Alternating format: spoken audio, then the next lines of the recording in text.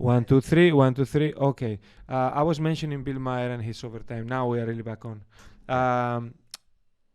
Audience, everyone, don't judge me. I suck a little bit as a host, and I forgot that we had two very important things to talk about. One of them, I think, is very fascinating because we talked about aviation and big systems.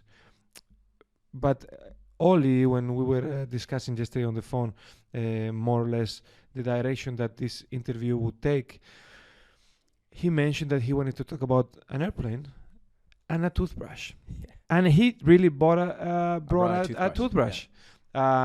So I want to reel back in, do a post data of this podcast, and talk about what you have in your hand.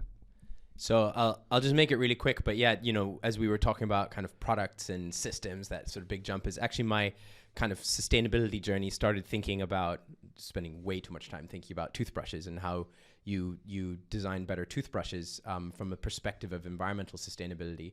And the toothbrush, again, is like one of these simple products that embodies so many issues. So most toothbrushes we use today, they have this overmolded plastic on them, like where the grip is, right? Yep. The soft bits. And that just fundamentally means you can't separate those two materials at the end of life, right? Which is really dumb. So we add all this stuff that looks sexy, but then it makes the product unrecyclable. And the other really dumb thing about toothbrushes is you throw away 100% of a product when only 10% of it has failed or so after the month that you use it, or the few weeks that you use it. 2 months, 3 months, and that's the head, right? And so actually way back in the day, this is about 15 years ago or so, I co-founded a sustainable design studio after college, and one of the products we developed was a toothbrush with removable heads. So kind of like the razor model, right? Like the Gillette razor model. I'll spare you the full story. We can have a chat about that. There's a lot of interesting learnings there. But we weren't able to get that product off the ground for one simple reason, which is anything that you do to try and make a head in a toothbrush look cool or look like it cleans your mouth better, even if it doesn't, it's like a patent minefield, right? So anything that is like crisscross brushes or has silicone on it is owned by Oral-B. Anything that's like round brushes is owned by Colgate. So if you touch that space, you enter this patent minefield. So we weren't able to, we designed this really cool toothbrush. We weren't able to make the head look anything special. And even, again, if dentists tell you that's not important, fundamentally this gets back to what we were talking about before. People perceive it as looking like it cleans better, right? And so we did a pre-orders for the product. We weren't able to get it off the ground. We eventually did sell off our intellectual property to another company. But the cool thing is, the reason I brought this toothbrush is 10 years later, Oral-B and Colgate now do have a product that is exactly of the same concept, where you pull off just the head of the toothbrush, you reduce your waste, right?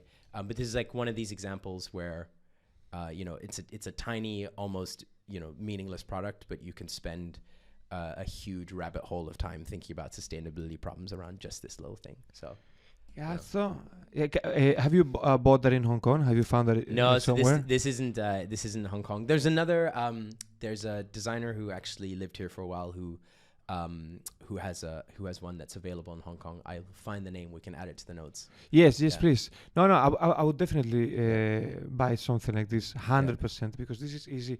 And then this is an easy decision. The toothbrush. I thought you were going to say something a little bit different. Yesterday, I spend my life traveling everywhere, so I'm actually not sustainable. But I make a living like this. Excuse me.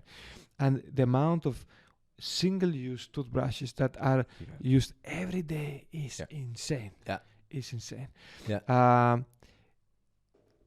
So I asked you about Hong Kong because it was a good segue actually to wrap up with something local. Mm-hmm. Before we were going to talk about how do you see Hong Kong as a sustainable space, mm-hmm. because Hong Kong, it is a very modern city. Mm-hmm. It is very avant-garde. Mm-hmm.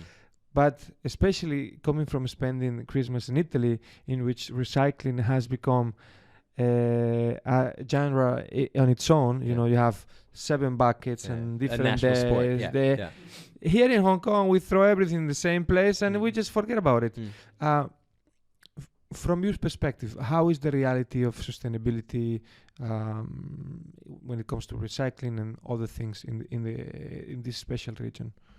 So technically, I think, also Filippo, I'd love your view on this. Is like from a fundamental perspective, a city can be considered a fairly sustainable unit because you can deliver, services in a very efficient way, right? You can kind of manage a system in a very efficient way, and Hong Kong for that is maybe an ultimate expression, right? Because it's so dense and so close that if you think about things like transportation, right, it's very, very easy to deliver that service within the city. There's been this general idea that Asia, quote unquote, is a little behind on sustainability. The consciousness is lower. And whether you agree with that or not, I think there are some principles of sustainability that are interesting here. Like if you look at sort of business and you look at businesses that have been around for over 100 years, over 200 years, right? Family businesses that have passed on generation to generation. There's this concept of sustainability there, right? There's this concept of needing to keep that business alive over a next generation, and however the world changes within that generation, whether there's wars, whether there's climate change, that business continues to thrive. That's actually a really interesting principle in this side of the world, right? That I think is important to note. The other thing that I kind of I sound like I'm a huge defender of capitalism in this episode, but one thing that does inspire me also in this part of the world is you have generally younger populations, and I think you have a very open consumer in this side of the world, right? You have a consumer that's willing to try and whether it's jump on a trend or whether it's try something different. I think that's an even more powerful force than, say, in places like Europe. So I think if you have better solutions here, there's a potential for those to be uptaken quite fast because you have a very open population. But of course, in our day-to-day lives, yes, we see things like recycling. There's not a high consciousness around recycling. There's not a high consciousness around single use. There's not a high consciousness necessarily around the impact of our food, the impact of our travel, right? So there's a huge learning curve still that needs to be had there. I'm not going to deny that. One guest on the episode I think would be cool is there's I don't know if you guys have been to the new community recycling centers. They're really well designed. It's like the government's push to really drive recycling and also education around recycling. They use it as an area also to educate about how to separate materials, etc. And again, I stress they're like really well designed spaces. So I wonder who was behind that. But it might be interesting to get them to chat a little bit on Let's on find this out. space, right? Because it's one of these things that people have always said, it's like, we don't recycle in Hong Kong, but actually there's now a concerted effort to do that better, right? One in Happy Valley I spend always a little bit of time during the weekend to do the thing, yeah. But it needs to be convenient. Correct. You are not gonna take a bus. You can expect people to take buses and For sure not. just to come to Happy Valley or somewhere else. Yeah. To start to recycle. Yeah. So you also need to design the sustainability within your city. Let's not just do flagship initiative. Let's ingrain it in our. It has to be at every corner. Yeah. Behaviors. All right. Good. Fantastic. Thank you. Thank you for the flexibility. Thank you again, everyone. Have a nice weekend ahead. Ciao, ciao.